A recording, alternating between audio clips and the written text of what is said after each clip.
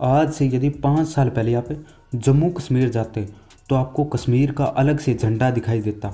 इसके अलावा कश्मीर बनेगा पाकिस्तान के नारे भी सुनने को मिल जाते।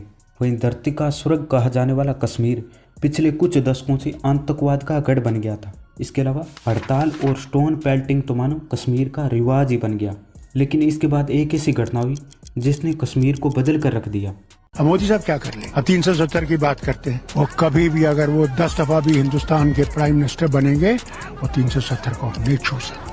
370 जब तक कांग्रेस पार्टी का वजूद है तब तक 370 भारतीय जनता पार्टी 200 साल हुकूमत करेगी तो भी वो हटा नहीं सकती। अनुच्छेद 370 के सभी खंड लागू नहीं होंगे। जब भारत को इंडिपेंडेंस मिली तब ब्रिटिशर्स ने इन प्रिंसली स्टेट के सामने 3 ऑप्शन दिए कि अपना विलय भारत या पाकिस्तान किसी एक में कर लो, या आप इंडिपेंडेंट भी रह सकते हैं। और ज़्यादातर प्रिंसली स्टेट ने अपना विलय भारत में कर लिया, जिसका श्रेय सरदार वल्लभ भाई पटेल और वीपी मेनन को दिया जाता है। लेकिन जूनागढ़, हैदराबाद और कश्मीर, इन 3 प्रिंसली स्टेट में समस्या आ रही थी। वहीं पाकिस्तान कश्मीर का ख्वाब देख रहा था, क्योंकि पाकिस्तानी लीडरों का मानना था कश्मीर को पाकिस्तान में विलय कर देना चाहिए, क्योंकि एक तो पाकिस्तान मुस्लिमों के लिए देश बना था और दूसरा कश्मीर में मुस्लिम आबादी काफ़ी थी। लेकिन महाराजा हरी सिंह ने कश्मीर का विलय पाकिस्तान में करने से मना कर दिया, तो पाकिस्तान ने कश्मीर पर हमला कर दिया। तो हरी सिंह को कश्मीर अपने हाथों से निकलता नजर आ रहा था, इसलिए इन्होंने भारत के साथ इंस्ट्रूमेंट ऑफ एक्सेशन पर साइन किया और इसी के साथ जम्मू कश्मीर अब इंडिया का हिस्सा बन गया। फिर 17 अक्टूबर 1949 को आर्टिकल 370 टेम्परेरी प्रोविजन के रूप में इंडियन कॉन्स्टिट्यूशन में जोड़ा गया।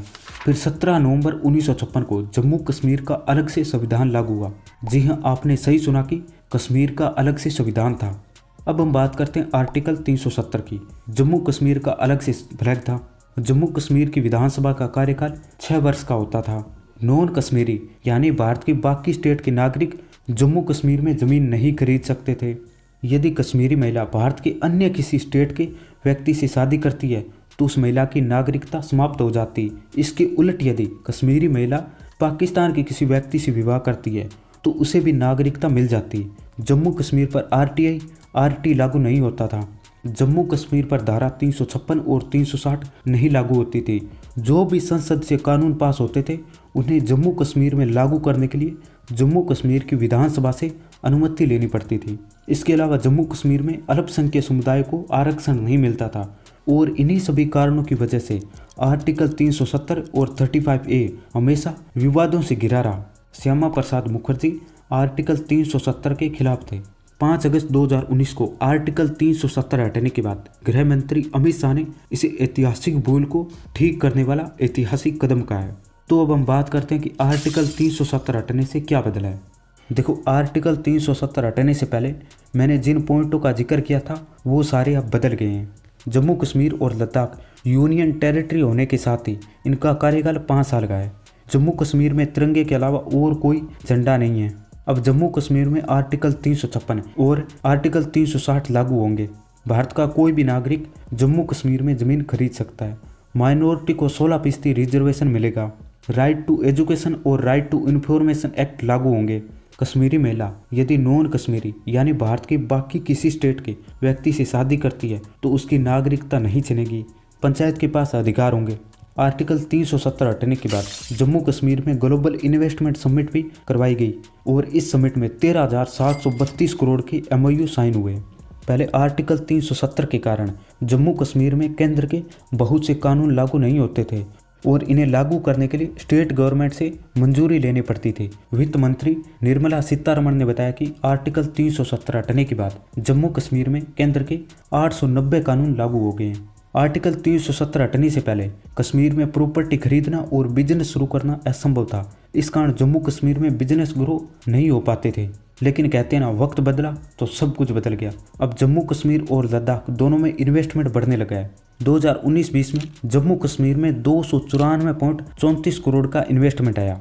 2020-21 में 414.74 करोड़ का इन्वेस्टमेंट आया। 2021-22 में 376.76 करोड़ का इन्वेस्टमेंट आया। 2022-23 में 2153.43 करोड़ का इन्वेस्टमेंट आया। वहीं 2023-24 में 2417.19 करोड़ का इन्वेस्टमेंट आया। यानी 2019 से 2023 के बीच इन्वेस्टमेंट 10 गुना बढ़ा है। 9 दिसंबर को जम्मू कश्मीर में जीएसडीपी 5 साल में 2 गुना होकर 2.25 लाख करोड़ रुपए से अधिक हो गया है, जो आर्टिकल 317 हटने से पहले 1 लाख करोड़ रुपए था। आर्टिकल 317 हटने से जम्मू कश्मीर में आतंकवादी घटनाएं कम हो गई है, जहां 2019 में 153 घटनाएं हुई, 2020 में 121 घटनाएं हुई, 2021 में 129 घटनाएं हुई, 2022 में 125 घटनाएं हुई, वहीं 2023 में 46 घटनाएं हुई है।